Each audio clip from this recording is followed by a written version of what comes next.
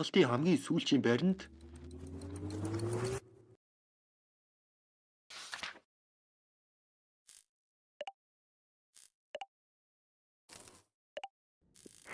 эрх чөлөөгөө хайж өөрийнхөө эрх чөлөөг хамгаалах болно. Та нарт сонь сонсогдож байгааз.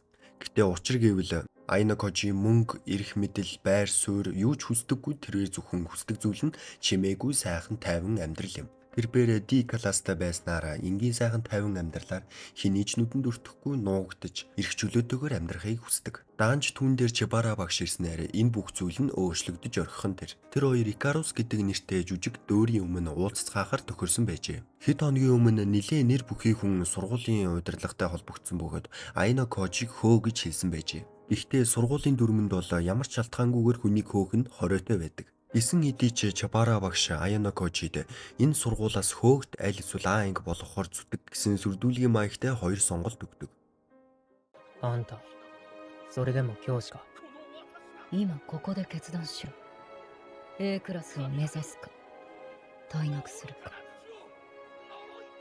Чибара багш Айно Кожиг ингэж сүрдүүлэхээр хэмжээний түүнд нууц хүзэр байгаа бололтой. Тэр нууц хүзрээр Айно Кожиг хизээл бол хизээ хөөж чадах юм байх. Ямар ч сонголтгүй болсон Айно Кожи энэхүү анги болохын төлөө хөрсөлдөөн тоглоомд илүү нухацтай, илүү сериосны тоглохоос өөр аргагүй болж байгаа юм. Эртний Грекийн домогт гардаг Икарус бол бурхан дөөрийнхөө эрх чөлөөг хасуулан Аавтайгаа хамт газрын мухард хоригдсон хүмүүс байдаг. Түүний аав болох Дедлос Икарусыг тэнгэрт эрх чөлөөд дүүлнэс хэмээн түүнд далавч хийж өгсөн байдаг. Гэвч Икарус нарыг хитрхи басаж хитрхи ойрхон ниснээсээ болоод далавч нь гэмтэн тэнгэрээс газар унаж үдсэн байдаг. Харин Айно Кожи Икарусаас ялгаатай нь нар буюу өөрөөсөө хүчтэй хүмүүстэй орооцолдоод байдаггүй, тэднийг бастаггүй хүмүүс. Айно Кожи нарыг оролдоогүй ч гэсэн нар түүнийг оролдож байна. Айно Кожи өөрийгөө нарнаас хамгаалж чадахгүй л уу?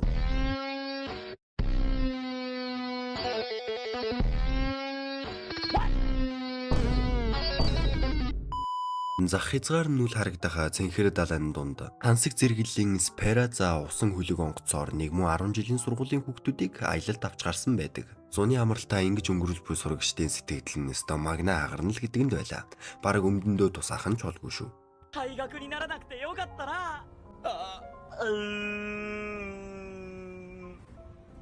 Энэ яг яадаг болчоод ийм тансаг зэрэглэлийн онгоц байна вэ гэхээр бараг л усан дээр явдаг нэг хот юм уу да. Бараг л бүхэл үзэр үйлчилгээ, худалдаа, усан сайн, кино, театр, зугаа сэнглийн холбоотой бүх зүйлүүд тэнд байгаа. Нэг өсөндөө усан дээр ихтэй вааж нь л гэсэн үг. Ирчүүдийн хувьд бол бикинитэй охтуудыг харах сайхан нэг завшаа юм да.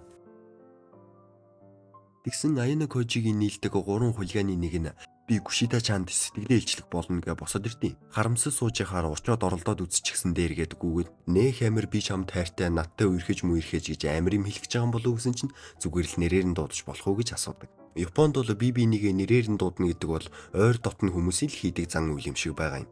Гэтэ үерхчихсэн гэсэн үг бол биш л дээ. Ядаж байхад сүдөөд сүзүнэ таалагддаг бололтой. Нөгөөдөгт нь Сакура чан. Үүний дараа Мендро анх удаага ресторанд орж хоол идэх гэж үзлээ. Өмнө нь ресторанд хоол идэж байгаагүй болохоор нөгөө соёлыг нь ерөөсөө мэддэггүй. Тэгээд менюн дээр нь байсан хоолнууд нь ерөөсөө мэдэхгүй гацан хил угуулах гэсэн нэртэй. Яад юм болоо гэ эргүүтэй байжсэн чи ажуугаас наа ингийн нэг гар. Та нар ди анги үстэй. Энэ бол та нарын хоол идэх газар биш. Та нар шиг уулныхын тэр гуанзныхаа хоолны мөнгийг л даад юм байгаас. Явж гуанзандаа очиж хоол идгээ хэлжтэй. Тэгээд л сүдөөл улсан хойно ч юм уу манай гуанзыг юу гэдэг нэ хөөе гээл замыг нь бариад яг зодтолдох гээд байжсэн чинь хажуугаас нь Кацура Яги гэдэг нэг халзан толгойтой байнд. Болцгоо та нар хэдий амралтанд явж байгаа ч гэсэн ийм үйлдэлээсээ болжоод аль анги ногоно асуулах болно шүү. Ухаантай л байсан дээр. Та дөрөв ялангуяа бие авчид сурцгаа ялангуяа сүдөө очие. Чи дахиж хүн зодоод хэрэг хиймээр байна уу гэж хэлчихдэг. Нэрэл цаад хүмүүс нь сүдөөг нэг хүн зодсон хэрэгээр холбогдож байсан болохоор бүрхөө алсан малсан гэж зохиогооч ирсэн жоох шиг. Ямар ч байсан манай дөрөв тэндээс өөр газар руу явахаар болдог. Биш би юу ч хараагүй. Үүний дараа Айно Кожи өрөөндөө орж ирээд өчигдрийн Чибара багшийг хэлснийг бодоод санаа алдан хэвтэн. Тэгсэн ангийн дараа Йосуке Айно Кожи дээр ирсэн байна. Мань Айно Кожиг туслуулаад Сүзүнэтэй мань хүн жаахан ойртох гээд байгаа юм бахаа. Нөгөө яах жаахан хайртай мэл. Тэгээд аахгүй. Наа чи найз охинтой л хүн л дээ. Нөгөө Каруизава гэдэг нэг шар охинтой. Тэр энэ хоёр ч үерхчихсэн байна лээ. Айно Кожигоор дамжуул Сүзүнэтэй уулзаад ангийнхантайгаа хамтарч ажил гэж ядах гээд байгаа бололтой. За эргээ залгая гээл яваад өгч байгаа юм. What the fuck энэ ямар Attack on Titan-ы үлэмж бийтэг гүйж байгаа юм шүү дээ. What? Энэ анимын девелоперууд ихтэй зүгээргүй хүмүүс ахаа. Энэ хоорондоо Сүзүнэ Аяна Кожи хоёр уулзсан. Биднийг ингэж аялалд явж байгаа нь зүгээр ч аялалд авч гараагүй хаа. Ямар нэгэн зүйл төлөвлөсөн болоод л биднийг ийм үнэтэй онгоцоор аялуулж байгаа гэж бодоол байжсэн чинь Руинд гинт хурж ирснээс Сүзүнэг өдөөд хоргоогоод эхэлдэв. Чи нөгөө миний явуулсан 3 залууг тархитад явуулсан нөхөр шүү дээ, тий. Чи чих үзэсгэлэнтэй юм аа. Би чам шиг эмэгтэйч дуртай муртай гэж яагаад ирээслээд байгаа юм хайшин. Тэгснэ зургийг зөвшөөрлөг авч маанагаад энэ их давруу. Дараа шамтаа уулзнаа гээл гачин харц итжээл явах гэсэн чинь Ибюкигээд тэдний ангийн нэг охин Руинтэй уулзах гад ирсэн байна. Руин тэгэхээр 8 шэлэг зан гаргаалаа. Надтай уулзах гэж ирсэн юм аа. Хоёулахна миний өрөөнд ярилцаж болно штэ гэдэг. Би одоо яг юу ч яриад байгаа юмс нэг тиймэрхүү ухааны мэрэл дургууг нь хүргээд хамгаалагч нөгөө охиныг нь бүр зодоод явуулчлаа. Энэ си ангийнхан гэж үнэг үнэн бүтгэхгүй гараач юу нэр. Оройн ягаад чим Сакура-чан Аяна Кожитэй хөнгүү газар уулзъя гэж тохирсон байдаг. Яг үндэ Сакура-чан Аяна Кожи жаахан сайн болсон юм шиг байна.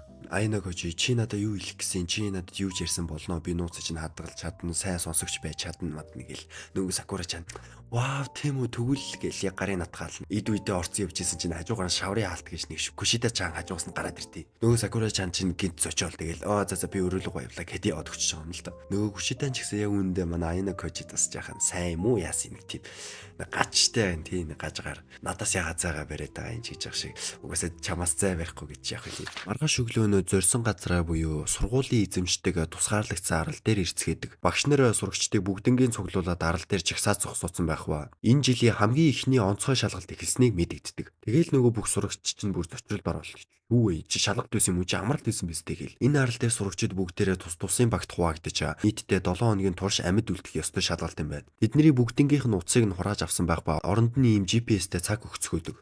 Манай Т класста цаанаас нь 2 майхан, нэг ойр зүрийн эд хэрэгсэл, гарч шийдэн, чүдэнц, нэг жоох уус, хоолны нөөц өгсөн бол манайхан тэгэл иймэрхүү байдалтай лазэрлэг байгальда 7 хоногийн турш амьд үлдэхэндээ. Тэгсэн энэ үеэр А ангийн Гацура Яги, С ангийн Руинд хамтран ажиллах санал тавьж байгаа бол гэтээ Руин түүнийг зөвшөөрдөггүй. Гацура Ягиг сурагчдын зөвлөлд орох гэж үзээд бүтлгүүцсэн гэдгийг сонссон байдаг. За тэр ч яг анги болгонд 300 оноо өгсөн байгаа бөгөөд энэ 300 ойр зургийн хоол хүнс янз бүрийн шаардлагатай хэрэгсэл нөөцүүдийг бүгднгийн оноогоор худалдаж авч болно. Тэгээ оноогоор юу ч худалдаж авахгүй байж байгаадаа 7 хоног тисчих юм бол энэ 300 оноогоо ангийн оноон дээр нэмүүлж болох нь. Өөр нэг юм нь энэ 300 оноо хасах шалтгаан гэвэл багийн гишүүд өвчин тусах, аль эсвэл шалгалтыг орхих, мөн байгаль орчныг бохирдуулах, өглөө орой эрс авахад эрсцэн дутуу байх, өөр ангийн газар нутаг руу халдах, хүч хэрэглэх, дээрэмдэх гэсэн зүйлүүд хориотой оноо хасна гэсэн үг. Харин оноогоо өсгөх нэг зам нь гэвэл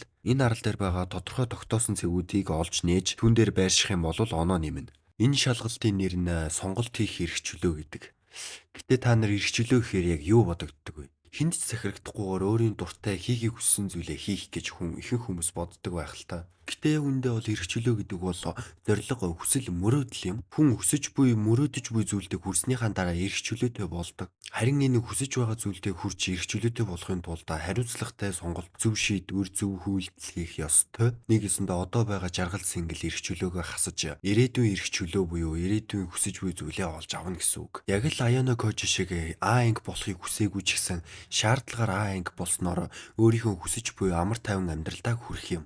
За арай л муухай дэлийчих шиг боллоо. Манай Т классынхандаа учирсан хамгийн ихний асуудал нь гэвэл жорлонгийн асуудал байлаа. Дүрмэн дээрээ хүрээлэн буй байгаль орчныг бохирдуулж болохгүй гэсэн болохоор ил задгаа шийж байгаад иж болохгүй. Цаанаас нь картон цаасаар хийсэн нэг удаагийн жорлон өгсөн байдаг. Гэхдээ ийм жорлонд октод бие засна гэдэг тийм ч амаргүй болов. Октодод зориулж тусгай зориултын жорлон оноогоор авч өгөх хэсгээ шийдэж маргалдаж эхэлгэн тэр. Энэ үед ангийн дарга Ёсуке байдлыг гартаа авч октодод 0 авч үзхийг зөв гэж үздэг. Багийн гишүүдийнхээ ая тух 5 давхыг хангаж чадаж байж багийнхан хоорондоо үл ойлголцохгүйгээр муудалцахгүйгээр багийн ажил идэвхтэй урагшлах болно. Түүний дараа дараагийн асуудал болох байрлах газраа сонгохоор бүгдээрээ тус тусын багт хуваагдаж байгалийн тогтоц зөв тохирсон газрыг хайгаар явцгаадаг. Пүү тэгсэн чинь коинж одоо яг юу л вэ? Сармагч юм шин тарцсан байдаг нас. Модноос модны хооронд дамжаал жаахан панаалтай юм а. Хамт явж исэн Аяна Кожи Сакура-чан хоёр коинж гүйцэх гэж яваад барааг нь алдчихдаг. Тэгээд цааш явж байгаад нэгэн агуу олж хардаг. Тэр агууг хараад байхад байршлын цэг мөн бололтой. Хэдий ч нэ байршлын цэг олж илрүүлэн өөрсдөө эзэлэх нь нэмэлт бонус оноо олж орох болно. Гэтэ энэ орж ирсэн нэмэлт бонус оноогоо худалдаа авалт хийж болохгүй л дээ. Баг болгонд нэг нууц лидер хүн байгаа. Тэр нууц лидер хүний картаар байршлын цэгүүдийг эзлэх боломжтой. Гинэт агуу дотроос хүн гараад ирэх нь тэр. Айно Кочи гялс Сакура-чаны шүүрээд амийг нь дараад нуугдаа суучдаг. Хараад нь лидерийн картаар л идэвхжүүлэх боломжтой. Шалгалтын төгсгөлдөө бусад 3 ангийнхаа лидерийг тааж чадсан хүн нэмэлт 50-50 оноо авна гэсэн үг. Хэрвээ буруу таах юм бол 50 оноо хасах болно. Өндөр эрсдэл, өндөр ашиг. Айно Кочи Сакура-чан хоёрыг буцаж иртэл Икки хүн айл эзэний гол устдаагаа ойрхон тэгшхэн сайхан газар олчихсон байдаг. Ангийнхан хуралдаж нууц лидерээ сонгох болов. Хамгийн хариуцлагатай хүн байх ёстой гэсэн утгаараа Хорикита Сүзүнийг сонгохоор болдог. Ингээд тэд нэр нууцаар хүн харчихгүй гэхээс болгоомжилж олуула тойрч зогсож лидерийн картаар тэр газрыг эзэмшдэг. Ангийн дарга Ёсукигийн хуваарлсан ёсоор хүн болгон өөрөө өөрсдийн гэсэн ажлаа аван хийцгээхээр явцгаадаг. Үгүй Сакура-чан яагаад над руу хараад байгаа юм? Чамайг хараагүй байна Яман царай та. Яман царайтэд нөгөө нэг Сакура-чан чаалагддаг байхгүй юу? Тэгэл Айно Кочитэй зайваа зин Сакура-чаныг яаж эзлэхөө бородор чи мандаа нэг зөвлөгөө өгч мөөч гэ. Түлээ түүгээд явж байсан чинь Си анги Ибику байж үди. Ангийнхандаа зодуулаад хөөгдсөн юм шиг харагдаж байна. Гэтэ энэ дурак яг үндэ бараг тагнуулахаа да би бараг тэгжил бодоод байна. Айно Кочигоос бусдын жаахан сайхан сэтгэлтэй тэнийг юм болохоор Мани Бюкиг өөрсдийнхөө хаяандаа авчихсан байдаг. Икки хүн баг байхдаа аав ээжтэйгээ хөдөө их аялж явдаг гэсэн болохоор хээр амьдарч үтсэн дуршлагтай. Ангийнхан нь тэгэл магтаж өгч юм ч манай Икки хүн ёстой мундаг. Нөгөөтгөн ч бүр үнэн хөөрцөн. Тэгээд ангийн дарга Ёсукигийн хэлснээр болоо. Энэ шалгалт дуусахад бид нэр 120 оноотой үлдсэн байх ёстой. Ундны ус авахгүй гэдээс бүх зардлуудаа тооцоолж үзээд гаргасан дүн. Ёсуки бол маш ухаантай залуу, цэвэрхэн сэтгэлтэй, санаачлах сайтай, бусдыг үрээлэн дуудаж чаддаг. Хүн болгон л түүнд итгэжээ түүний үгэнд орцгоодог. Гив гинтэл Сүдоку гэж хүн болгон Коинжийг хараан зүхэж эхэлдэг. Яагаад гэсэн чи Коинжи тэр чигтээ шалгалтыг орхиод усан онгоц руу буцаад сэлээд явцсан байдаг. Дөрмийн дагуу бол ингээд Ди анги 30 оноо алдаж байгаа юм. Коинжи ёстой нэрэ бүтэхгүй гар шүү. Энэ зүгээр хуваа хичээлтэйсэн үү аль эсвэл албаар ямар нэг юм төлөвлөгөө байсан уу? Та нараа subscribe болон лайка дараад бичлэгээ дуусна үзээрэй.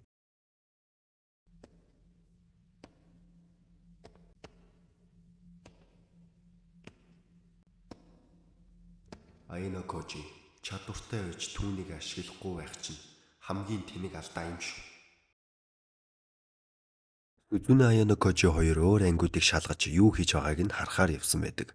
Угаас би ангийнхан сайн хүүхдүүд байдаг болоод ч тэр үе Ичино сайн эсвэл сайн зохион байгуулах чадвартай юу? Тэдний ангийнхан ямар ч асуудалгүй амьдрал нь үргэлжилж байдаг. Тэгсэн чинь Си ангийн бас нэг нөхөр энд ангиасаа хүүхдүүдөө зодуулаад ишээрчиж, Ибику ч гэсэн Ди ангид бас зодуулсан байдалтай хурж ирсэн байсан. Тэгэхээр Руин баг энэ хоёр ангид тагнуул олгошл тавьсан юм шиг байна да. Харин А ангийнхан нөгөө агуу дотроо байршиж байдаг ба үүдний эсхийг даавуугаар хахалгасан байгаа нэлээд сэжигтэй санагдав. Дотроо яг юу хийж байгаа болоод гаднаа ингэж даавуу хийсэн юм бол түүнийг нь олж мэдэх гээд Айно Кочи Сүзүнэ хоёрыг очтолоо. Тэднийг оруулахгүй гэж хүчээр сүрдүүлдэг. Манай хоёр ч тэгээд заавал доторхыг нь орж шалгах гэдэг алба байхгүй болохоор за асуудал үүсэхгүй гэдэг тэндээс явцгаадаг. Нөгөө талд Си ангийнхан бүр хамаг оноогоороо идэж уух юм 6 цэнгэлийн холбоотой бүх зүйлийг аваад өргөн таран хийгээ ичсэн байдаг. Зөвхөн тэдний ангил шалгалт аваагүй юм шиг 6 цэнгэлээр зугаацж байна. Руин бүр тархитуусан нөгөө гурваараа боолоо хийлгэсэн ч байх шиг. Энэ дарс чинь хүйтэн байж штэ гэ нүүрэн дээр насангуудаа дахиад нэгийг аваад ир гэж гүйлгээл.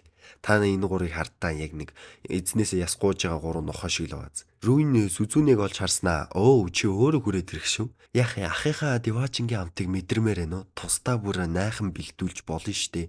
Чи ах дээр хүрээд ирэхгүй мүү гэж мэгэл ёо яагаад таам. Зайл цаашаа гэлээ Сүзүнэ Айно Кочи хоёр тэндээс явцгаадаг. Анханасаа энэ шалгалтын нэр нь сонголт хийх эрх чөлөө гэдэг. Тэгээд л Руин 7 хоногийн турш юмаа химэж ядарч зүдэрж байхын орондоо зүгээр л амралтанд байгаа юм шиг амрахыг нэг сонголт тулгаж харсан баг. Гэхдээ мэдгүй хамаг оноогоо ингээл үрчин зөвч биш баха та.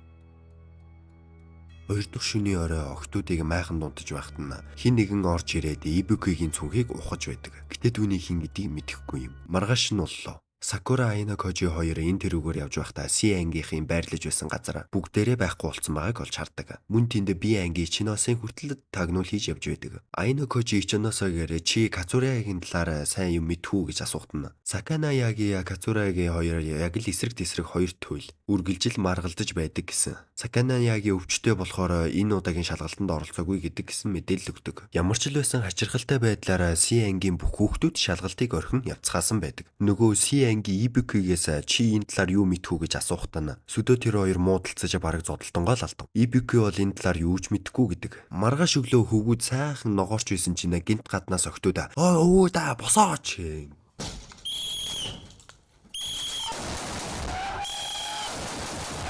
Яа юу вэ? Хар өглөөгөр ямар дахиад донгодоод байгаа юм бэ гэдэг майхнасаа гараад хөвгүүд харсан чинь. Октод хин нэгэн Каруй заваагийн дотоочийг хулгайлчлаа. Гэмт хэрэгтнийг олох шаардлагатай нь хөвгүүд л хулгайлсан байж таарна гэд бид зогсож идэв. Бид нар дотоочны хулгайчтай хамт амьдарч чадахгүй матахгүй гэд бүхэл хөвгүүдийн эд зүйлсээ цүнхийг нь шалгуулахаар болчдیں۔ Энэ нот ямар даварцсан юм бэ ёо бүр. Хөвгүүд тэгээд ээжлээ цүнхээ шалгуулж байсан чинь Ике хүний цүнхэн дотор яагаад ч юм Каруй заваагийн дотооч нь бэж идэв. Ике хүн болохоор өөрөө хулгайлаагүй. Өөрөө л энэ цүнхэн дотор нь ороод ирчихсэн байж таардаг. Салгалаж байгаа тэр дотооч Аяна Кожид өгөөд яваад өгчдээ. Тэр Аяна Кожи нээхэн бодлого зүгээр өмнөнийхөө кармаар хийцэн байжсэн чинь гинт бүтэн биеийн нэгжлэг хийлгэхээр болоод ачдээ. Аяна Кожич хүүдээ за одоо өнгөрсөн зүгээр үннээр нь хэлчихэд болох байлгүй гэж бодоод байжсэн чинь биеийг нь шалгаж байсан Ёсуке за Аяна Кожид юу ч байхгүй байна гэж хэлждээ. Сүүлд нь Аяна Кожи Ёсукегээс чи яагаад намайг барьж өгөөгүй ингэж асуухт нь би чамайг тийм зүйл хийхээр хүн биш гэж итгэдэг. Оронд нь би чамаас нэг гуйж болох уу? Чи энэ хэргийн эснийг заавал олоод өгөөч. Хэрвээ олох юм бол хамгийн түрүүнд надад мэдэгдэрээ. Чамд хамгийн түрүүл шилнэ. Яагаад чи үннийг нуух гэж байгаа мó гэж хэлэгдэнэ. Цагаат ус үедээ би үннийг л нуух болно л доо. Яагаад гэвэл хэргийн эзэн хинч байсан бэ? Ангийнхан дотор би хагарал гаргамааргүй байх гэдэг. Үүний дараа октод бүр маяглж өгж байгаа юм чинь. Хөвгүүдийн майхан зөөгөд голын нөгөө талд аваач тэгжиж октодын хөвийн орон зайд хөвгүүдийг нэвтрүүлж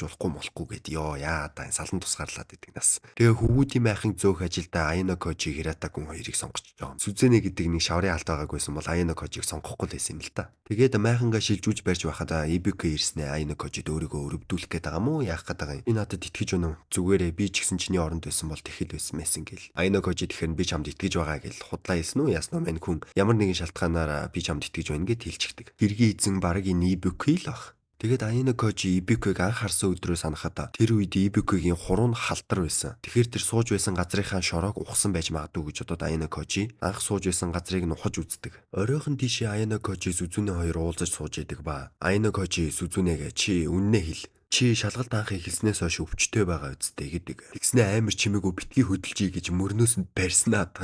Яагаад байгаа юм болоо. Нөгөө Сүзүнэ чинь тэгээ гайхаж байгаа юм зү. Би эн чи яагаад байна? Хүний мөр барьчаа зүгээр зогсоодох энэ одоо яагаад байгаа юм болоо гаж юм чинь. Яана намайг яа. Йоо чи ямар термометр шүү дээ. Йоо хүү айлгаа ичих юм. Сүзүнэ шалгалт эхлэхээс өмнө л аль эзэний ханиа түрчгсэн байж таарсан ба. Үүнийг хүнд чилдэггүй нууж явсан байдаг. Учир нь тэр шалгалтнаас өвчтэй гэд гарах юм бол ангийн онооноос нь 30 оноо хасах болохоор шүү дээ. Шалгалтын өдөр 6. Энэ өдөр Аяна Кожи загас барьж байхдаа Сүзүнэд чи надад өөрийнхөө лидерийн картыг харуулдаг та би нэг зүйлийг шалгах хэрэгтэй байна. Шалгалтын эхний өдөр би А ангийн лидер болтой хүүхдийн картыг олж харсан юм нууцаар. Түүнийг би мөн эсхийг шалгах хэрэгтэй байна гэдэг. Гэрэн Сүзүнэ сэмхэн шиг нөгөө карта харуулчаад буцаагаад ийждэг. Тэгэл Аяна Кожи за биш юм байна л гэж боддог. Энэт ямаан царайт гарч ирснэ. Өө Аяна Кожи чи Сүзүнэтэй яас үерхсэн юм аа. Тэгвэл мачи гэлнэ. Сүзүнэгийн толгой дээр шавар асгачдیں۔ Муу чи яадаг мэдрэл муутай гэд бүр аваа шидчихдээ. Аяна Кожи доор нь байж авраагүйсэн бол мань ямаан царайтын толгойн задрах байсан биш үү. Толгоогоо шавар уулгуулсан Сүзүнэ одоо тэгээ яах вэ? Голын хүрхрэн дээр очиж усанд ордог. Тэгээд түүний дараа Сүзүнэ Аяна Кожиг хоёулаа нэг төр яс ярилцаад тийгээд дагуулад хөнгүү газар очдөг. За энэ ч одоо яах гээд наа гэл. Гэсэн чинь нөгөө өөрийнх нь лидерийн картыг хин нэгэн хулгайлцсан байна гэдгийг. Аяна Кожи чи тэгээд хэнийг хулгайч гэж бодож байгаа юм гэж асуухт нь би Ибуке гэж бодож байна. Тэгэл Аяна Кожи за би нэгэн бодъё гээд төрүүлээд яваад өгдөг. Сүзүнэ тэндээ нэг жаахан гутарч би яагаад юм бүтлгүй юм бэ гэж байж явах хооронд нь гинт ангийнх нь байрлаж буй газар нь гал гарсан болтой утаа сунаглаад эхэлдэг. Очоод тарсан чинь хин нэгэн зааврын номыг шатаачсан байдаг. Нөгөө Ибуке чинь шатаач өгөж удаад эргээд тарсан чинь Ибуке өөрөө гайх чинь зогсож идэв. Ибуке тэгэхээр хулгайлаг үгсгүй энэ юу болоод байна? Галаа унтраасны дараа ангид дотор гинт зөрчилдөөн үүсч эхэлж байгаа юм чинь хин номыг шатаач баа хөө. Ер нь манай ангид нэг урагч байгаад энэ дутууч хулгайлаад гинт гал тавиал. Чи яг яагаад байгаа юм бэ? Чи ингэсэн би тэгсэн гэлээ. Хүн болгон муудалцаж эхэлдэг. Тэгээ үүний дараа нэг зүйл олж мэдсэн Ибуке гинт алга болсон байдаг. Тэгэхээр ер нь бол энэ бүхнийг Ибуке л хийж таарсан болох гээд байна да. Ёсуке бүр ухаанаа алдчихсан. Хөөх юм 7 хоногийн турш ангийнхныгаа нэгдмэл байлгаал авч явах гээд үзээд байгаа ялч өгцөө байгаа хэл та. Энэ үеэр Сүзүнэ Ибукег хөөж гүйжсэн байх ба. Чи энэ бүхнийг хийсэн биз дээ. Чи тэр миний картыг хулгайлсан тийм үү? Нотлохоо байгаа мó. Нотлохоо байхгүй ч гэсэн ямар ч л байсан чамайг сэжиглэж байна гэдэг. Тэгснэ үгийн зүргүү нөгөөтг чинь бүр өшөглөлт акробат хийгээд эхэлдэг. Эн чинь одоо дөрмөндөө хүчрхийлэл ашиглах хориотой байдаг үстэй. Энд тэгээ хэн биднийг харах юм те? Бүр шийтцсэн юм шиг бүр зодтолдоод эхэллээ энэ хоёр ч юм бүр.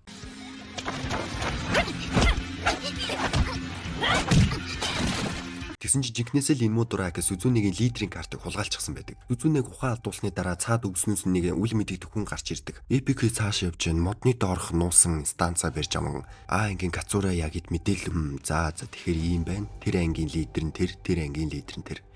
Тэгэхээр манай анги нийтдээ 500 оноотой буюу 1-р байранд орсон.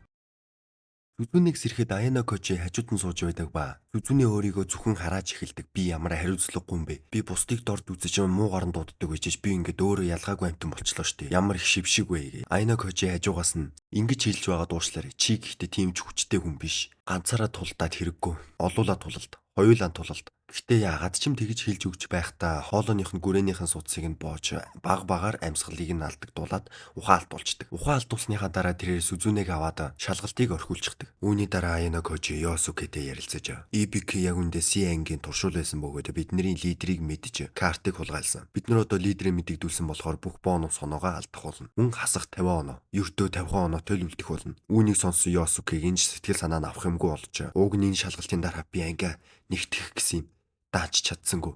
Би анги сүрлийн ирэмэг дээр ирчихлээ хэмээн гунигэлдэг. Аяна Кожи түүнийг өөрт нь нэг зүйл хийж өгөхийг хүсдэг. Шалгалтын сүүлчийн өдөр багш лидерүүдийг таах заасан дээр нэрнүүдийг бичиж өгсөн болов. Бэ ангийнхаа айл хэзээний бид нэр оноотой болохоор эрсдэл гаргамааргүй байх гэж хэлээд лидерийг таахгүйгээр орхидог. Ингээд ангиуд бүгд цугларч шалгалтын дүнг зарлахад бэлэн болсон байна. Гэнэт бичлэгний ихэнд гарсан шиг Руин гинт хаанаас ч юм ганцаараа гараад ирдэг. Эргэн саны шалгалтын эхний өдөр Цураяги болон Руин хоёр хоорондоо гэрээ хийсэн бөгөөд Си анги А ангид 200 оноо өгөхөөс гадна B, D ангиудын лидерүүдийг олж өгөх юм байна. Оронд нь А анги Си ангид юу өгөхийг нь аним дээр гаргаагүй байдаг. Руин BD ангиудын лидерүүдийг олоод иргэж Ибуки энтриг зодоод хөөгөөд явуулчихж. Хоёр дахь өдөр Руин ангийнхныг мэдсэн байдаг. Яг үндэ Руин ч гэсэн Сакана Ягийн бүлэгт байж үзэж байсан юм байна лээ. Тэгээд шалгалтын 6 дахь өдөр Сүзүүнийг ухаан алдуулсны дараа Руин Кацура Ягид BD ангиудын лидерүүдийг зааж өгдөг. А ангийн лидер энэ ногоо өстэй залуу, B ангийн лидер энэ бор өстэй охин, тэгээд D ангийн лидер Сүзүүнэ Хоригта. Руины гаргасан төлөвлөгөөгөөр болвол Сакана Ягигээд нэг хүүхдэн тэмцээн оролцоог болохоор хасах 30 оноо. Тэгээ лидерээ таалгуулсан болохоор хасах 50 оноо. Мөн лидерээ таалгуулсан болохоор бонус оноо орохгүй. Тэгээд лидерийг буруу таасан болохоор бас хасах 50 оноо. Ингээд А анги 170 оноотой байх болно. Харин B класс болохоор 150 оноотой байна. Лидерээ таалгуулсан болохоор хасах 50 оноо. Амьдрах зардал хасах 100 оноо юм. Харин C класс бүх оноогоо ашигласан ч гэсэн бүх ангиудын лидерийг таасан болохоор 150 оноо. Үүн дээр байршлахын цэгийг зөв хийсэн гээд 26 оноо. Нийтдээ 176 оноо буюу C класс 1-р байранд орсон байх ёстой. Гэхдээ жинхэнэ юу болсныг асуудаг. Харин нөгөө талдаа 1-р байранд орно гэж бодож исэн А анги 3-р байранд орчихсон. Гэхдээ А анги 2 групп болцоод байгаа юм шиг байлээ миний ойлгосдоор бол нэг нь Кацура Ягигийн бүлэг, нөгөөх нь Сакана Ягигийн бүлэг. Сакана Ягигийн бүлгийн нэг нөхөр буюу Хашимото гэдэг залуу А ангийн лидерийг Руинд зарчихсан. Яаж энэ бүхнийг хийж чадсан бэ гэхээр Сүзүүнийг ухаан алдуулаад өндөр халуурч байгаа анаа төрсөн гэсэн шалтгаанаараа буцаангуудаа ангийн лидерийг Сүзүүнийгээс өөрчлөөд өөрийнхөө нэр дээр авчихсан байдаг. Дөрмийн номон дээр бол хэрвээ ангийн лидер нь онцгой шалтгаанаар дипломыг тоглох боломжгүй болсон тохиолдолд өөр хүнтэй солигдож болно гэсэн дүрэн байжээ. Тийм ч учраас Руин Кацура Яги хоёр D ангийн лидерийг Хорикта гэж алдангуудаа бүх бонус оноо төсөөлж байсан оноонуудаа алдчихсан. Ибукигийн камерыг нэвдэлсэн бөгөөд мөн явуурн Ибукид картыг хулгайлах боломж олгосон. Тэгээд Аяна Кожи галыг тавьж гал тавьснаар Ибуки зүхтах боломж өгсөн. Тэгээд л Ибуки зүхтаж Руинд тэр картыг харуулснаар Кацура Яги Руин хоёр Сүзүүнийг D ангийн лидер гэдэгт баттай итгэсэн юм. Харин B ангийн хувьд Аяна Кожи зүгээр л орхичихсон. Яагаад гэвэл B ангид айл эзэний нэг Руины туршуул нь явж байсан. Тийм болохоор надтай B анги лидерээ таалгуулад оноогоо асуулчих юм байна гэж бодсон. Харин А ангийн лидерийг яаж таасан бэ гэхээр анх намайг харахад нэг ногоо өстэй залуу болон Кацура Яги хоёр агуунаас дүнгийн саяхан байршлын цэгээ болгочнод хоёулахнаа гарч ирж байсан. Цураягийг хашир хүн гэдгийг би мэднэ. Карта ил харуулж барингаа тийм ч болгоомжгүй үйлдэл гаргаад ах хүн биш. Тийм болохоор би тэрний хажууднаас ногоо өстэй залууг лидер байх гэж таамагласан. Харин Си ангийн лидерийг би яаж таасан гэхээр анх Си анги тэр чипэд хоёрыг очиход хажууд нь радио станц байсан юм. Наранд далавчаа шатаалгаад далаа руу унаж үхэх болно. Өрөвдөлтөө Икарус чи дараа нь юу хийх гэж байгаа юм бэ? Арч мэдэж байгаац. Гэхдээ Икаруста Дедлосын анхаарлага хэрэггүй гэж Чибара болон Аяна Кожи хоёр ярилцдаг. Энэ яг юу гэсэн утгатай вэ гэхээр би та нарт нэг зүйл хэлэхэд Аяна Кожи бол аавынх нь бүтээсэн White Room гэж нэрлэгдэх газар өсөж төрсэн бөгөөд тэр газрын зорилго нь хүүхдийг багаас нь төгс төгөлдөр хүн болгох зорилготой. Тэрээр хүнийг найзаа гэж хардаггүй, тэрээр хүйтэн хүндий сэтгэлтэй. Тэр хүмүүсийг өөрийг нь ялалтанд хүргэж чадахаа шатрын хүүдүүд ихнөөр л хардаг. Түүнд ялахын тулд бэрс зөлөөсөн үү, хүү зөлөөсөл нь ямар ч хамаахгүй тэр зөвхөн ялж л байвал хангалттай.